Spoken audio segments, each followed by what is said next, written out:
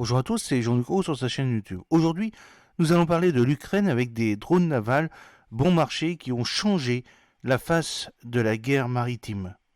Les coups portés à la flotte russe de la mer Noire, vantés par Kiev, doivent beaucoup aux drones navals, dont les Magura V5, au point que le drone est devenu l'arme la plus efficace dans le conflit entre Kiev et Moscou, selon les experts. Vous avez une petite photo du César Konikov, qui est l'un des nombreux navires ciblés en noir par l'Ukraine depuis le début du conflit. Sur les eaux calmes d'un lac, un étrange petit bateau anthracite fait des allers et retours, traçant un sillon. Voici un des drones navals ukrainiens qui ont permis à ce pays, privé de bateaux de guerre, de repousser la flotte russe en mer Noire. Depuis la berge, debout devant une large manette noire, un militaire manipule au bout des doigts deux joysticks et fait faire de violentes embardées à l'embarcation.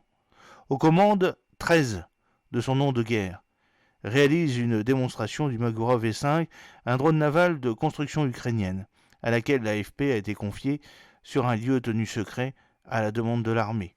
Visage dissimulé, l'homme commande l'unité qui porte aussi son nom, le 13, et pilote les Mangara pour les services de renseignement militaire ukrainiens, structure réputée pour ses opérations osées contre la Russie, souvent réalisées à l'aide de drones aériens ou navals.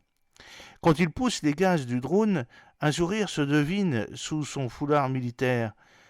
Ça va jusqu'à 80 km/h et peut porter une ogive de 320 kg d'explosifs, explique-t-il. C'est avec ce genre de petit engin de 5 mètres de long que 13 a revendiqué de nombreuses victoires, ayant fait vaciller la puissante flotte russe en mer Noire.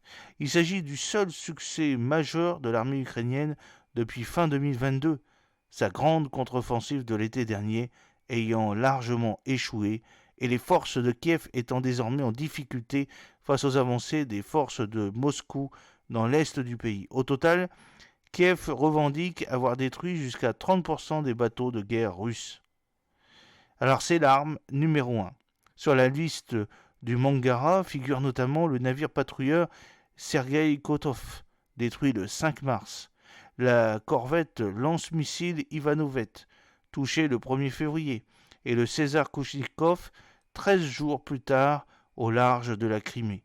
Une série de succès qui a forcé les navires russes à se replier vers des ports plus à l'est, à Novosibirsk, voire en Méditerranée, selon les marines ukrainiennes. Avec un petit nombre de drones maritimes, on a paralysé la flotte ennemie ce vente 13. Si vous ouvrez une carte de la mer Noire aujourd'hui, vous n'y verrez pas un seul navire de guerre russe, assure-t-il. Distrait par la présence des journalistes, le militaire en oublie sa machine qui avance tranquillement avant de heurter la berge. Affolé, il se précipite sur les manettes. Vous auriez pu me prévenir, c'est un engin fragile qui peut s'abîmer sur les rochers, explique-t-il. Équipé d'un propulseur identique à celui d'un jet ski et doté d'une coque en aluminium, le Magura V5 est simple de fabrication et très peu cher à confectionner. Comparé au prix d'un navire de guerre, on peut dire que le drone est gratuit, dit-il, d'un ton moqueur. Une analyse que partage Hussein Aliyev, spécialiste de l'Europe de l'Est à l'université de Glasgow. Comparé aux bateaux russes, les drones ne coûtent rien, relève le chercheur auprès de l'AFP, décrivant une situation très inhabituelle qui ne s'est jamais produite dans un autre conflit. Les Sea Baby. Pour Hussein Aliyev, le nombre de drones impliqués dans les opérations sur terre et sur mer a augmenté de façon incroyable en 2 ans d'invasion russe de l'Ukraine. C'est probablement l'arme numéro 1 de nos jours, plus importante que l'artillerie et les véhicules blindés, estime-t-il. Le président ukrainien Volodymyr Zelensky a récemment évoqué le Magura V5, estimant qu'avec ce type d'engin, la Russie comprend que l'agression de l'Ukraine a vraiment un prix. Le chef de l'État a par ailleurs signé en février un décret sur la création d'une force de drones distincte au sein des armées ukrainiennes. Selon Hussein Aliyev, le développement de drones maritimes a donné à l'Ukraine un avantage considérable dans ce domaine et une expertise qu'aucun autre pays ne possède. C'est l'arsenal de Kiev qui comprend tout un panel d'engins sans pilote, comme des sous-marins ou encore des bateaux pneumatiques, les Sea-Baby, utilisés par les services de sécurité ukrainiens, notamment contre l'emblématique pont de Crimée reliant cette péninsule ukrainienne annexée à la Russie. On ne dépend de personne, abonde le commandant 13, et personne d'autre que nous n'a coulé autant de navires, avance-t-il.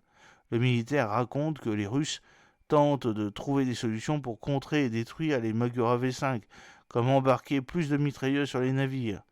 On a un coup d'avance, même si la guerre évolue constamment, se targue-t-il, regardant naviguer sa petite embarcation sous un soleil de plomb. Ce n'est que le début de la guerre des drones, assure-t-il. J'espère que cette petite vidéo vous a plu. N'oubliez pas de cliquer sur le pouce pour la promouvoir, de vous abonner si ce n'est pas encore fait et de partager cette vidéo sur vos réseaux sociaux. A très bientôt, fidèlement, Jean-Luc O.